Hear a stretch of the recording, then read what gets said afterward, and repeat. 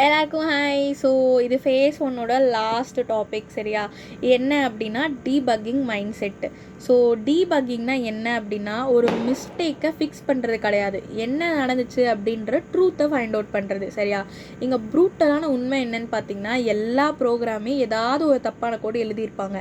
ஆனால் ஒரு நல்ல ப்ரோக்ராமராக இருந்தாங்க அப்படின்னா அவங்களால ஏன் அப்படின்றத சீக்கிரமாக கண்டுபிடிச்சிட முடியும். இப்போ பிகினர்ஸாக வந்து என்ன பண்ணுவாங்க அப்படின்னா, ஏதாவது ஒரு தப்பாக போயிடுச்சுன்னா டக்குன்னு ஒரு மாதிரி பதட்டப்படுறது, ரேண்டமாக அங்கே எங்கே ஏதாவது மாற்றுறது, இல்லை வந்துட்டு இன்டர்நெட்டையோ கம்ப்யூட்டரையோ இல்லை லக்கையோ ப்ளேம் பண்ணுறது, அந்த மாதிரி எமோஷனல் ஆயிடுவாங்க. சரியா? இதே வந்துட்டு நம்ம லைக் டெவலப் என்ன பண்ணிக்கணும் அப்படின்னா, ஃபஸ்ட்டு நம்ம ஸ்லோ டவுன் பண்ணிக்கணும்.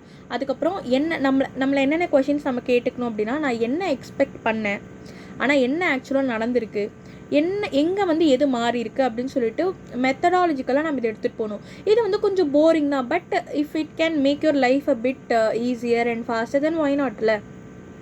ஸோ இப்போ ரியல் லைஃப்பில் நம்ம எக்ஸாம்பிள் எடுத்துக்கிட்டோம் அப்படின்னா, இப்போ டிவி ரிமோட் ஒர்க் ஆக மாட்டேங்குதுன்னா உடனே நம்ம மட்டும் குடுகுடுன்னு போயிட்டு புது டிவி வாங்கிட மாட்டோம்ல.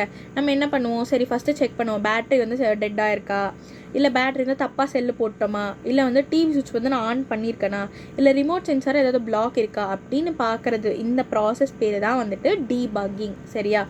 இப்போ கோட் எக்ஸாம்பிளுக்கு பார்க்குறோம் அப்படின்னா, இப்போ அவுட்புட் தப்பாக இருக்குது அப்படின்னா நான் என்ன பண்ணுவேன், ஃபஸ்ட்டு இன்புட் கரெக்டாக இருக்கான்னு செக் பண்ணுவேன்.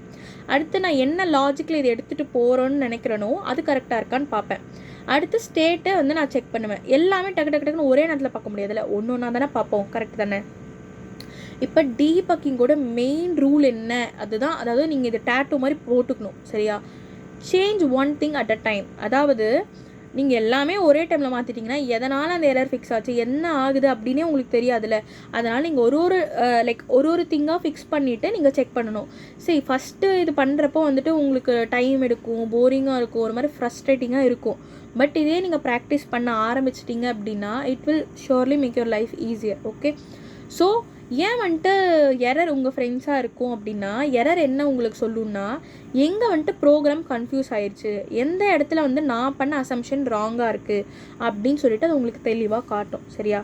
இப்போ எரரே இல்லை அப்படின்னா இப்போ டீபக் பண்ணுறதுக்கு ரொம்ப கஷ்டமாக ஏன் ப்ரோக்ராம் ரன் ஆக மாட்டேங்குது அப்படின்னு சொல்லிட்டு. ஓகேவா?